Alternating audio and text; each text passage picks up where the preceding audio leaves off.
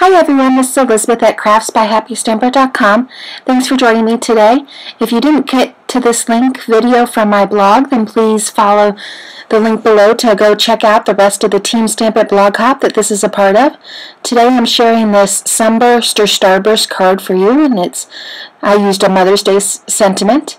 So to start with, I used a couple pieces from the Something Borrowed Designer Series paper that is in the 2015 Occasions catalog. It has some gorgeous papers in it, and I'll be just making a monochromatic Sunburst card.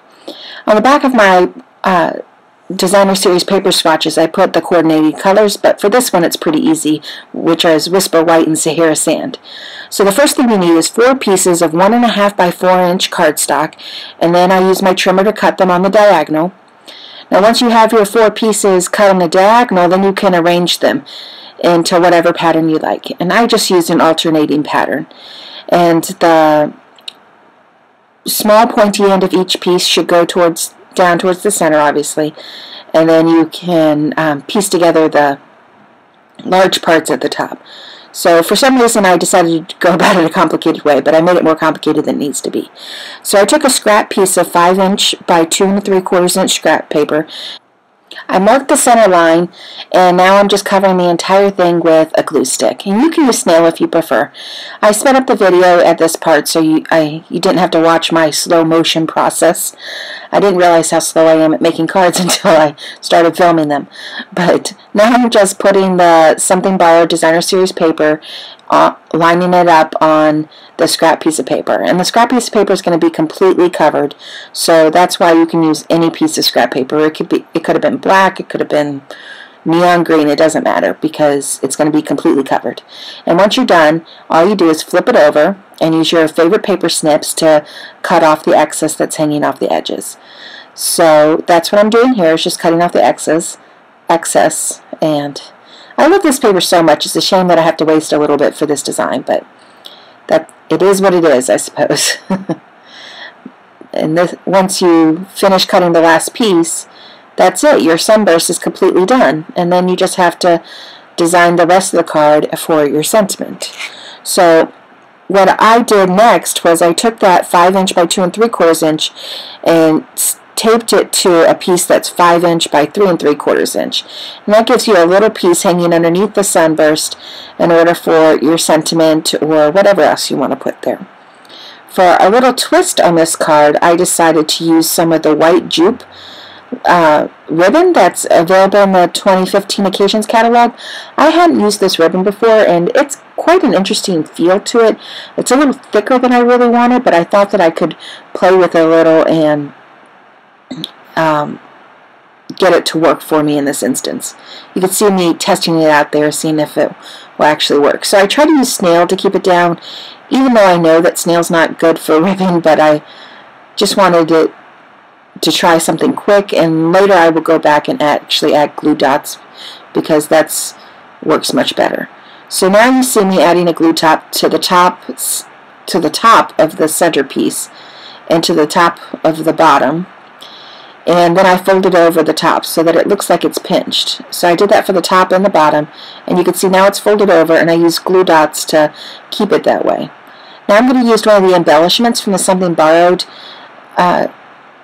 I think they're called Something Borrowed embellishments. Exactly. But I used glue dots to also adhere those to the center, and I think that gives it a really classy look. So in order to finish this up, I'm going to do the Happy Mother's Day sentiment on just a piece of scrap Whisper White cardstock, and I'll use the word window punch to stamp, I'll use the large scallop punch to punch it out, and then I'll use a large scallop punch to punch out a piece of scrap Sahara Sand cardstock, which you can see there, and then I will glue those together. So this is when I realized the snail was not going to work, and I need to go back and add some glue dots. So that's what I'm doing now, is adding glue dots.